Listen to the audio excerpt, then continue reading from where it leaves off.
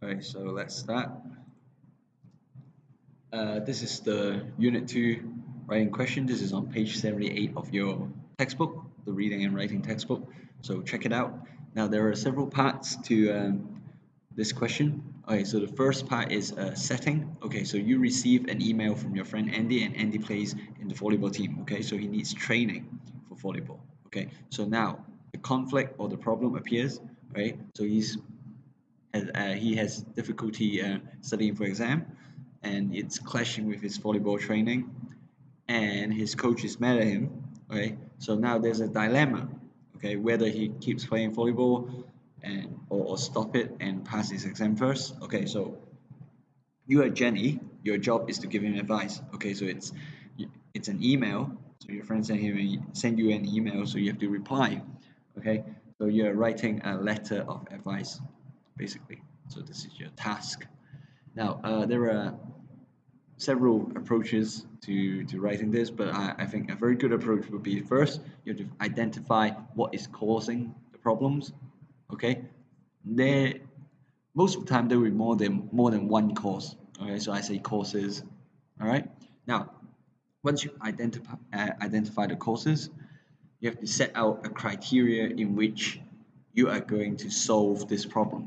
Okay, so you need to draw some lines, set some boundaries. Okay, so by doing something related to this criteria, you will successfully resolve the causes of the problems. Okay, now that's the first part of your writing. So I would say a safe bet would be identifying two causes of the problems, maybe more than one problem. Okay, uh, and then setting out criteria. Again, all you need is a paragraph identifying the different factors. Okay, that's the first part. The second part would be the actual advice giving. Now, a lot of you could just go, oh, it's very simple. Do this or don't do that. Now, that's very elementary. It's very um, junior form. Okay. Now we need to move up.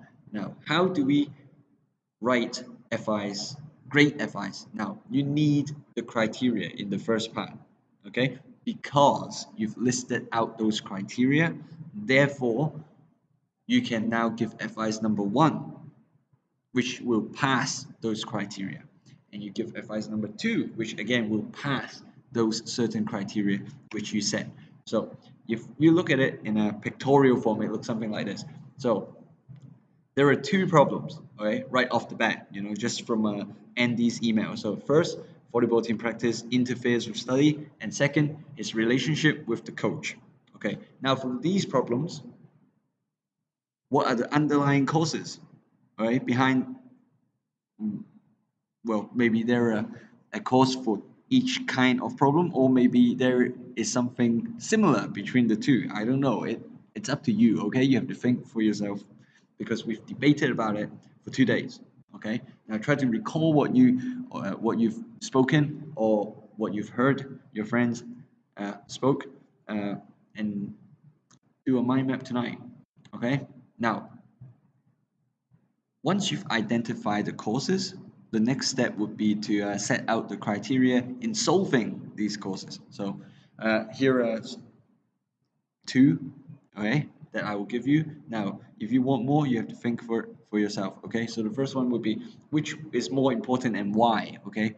So how to juggle between volleyball exam, okay, which is more important, why? Or is the relationship of the coach more important, or is passing the exam more important? Right? Again, it's for you to advise Andy. Okay. Now, second criteria would be personal preference.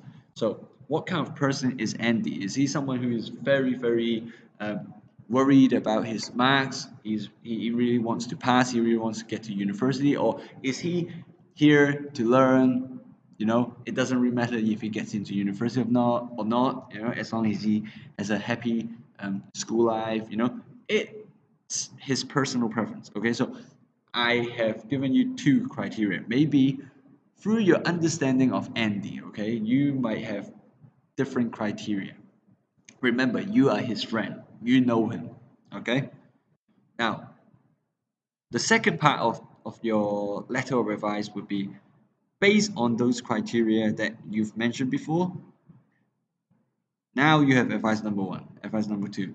And because if you structure your essay, your writing like this, it makes sense. The flow, the structure, the organization, it's there, okay? Naturally there, okay? Of course, you can help by using more connectives, okay? Now, from advice one, advice two, don't end the letter, suddenly, okay? Don't give it an abrupt stop. Push through to the end, okay, as the conclusion, okay? Present the ideal results.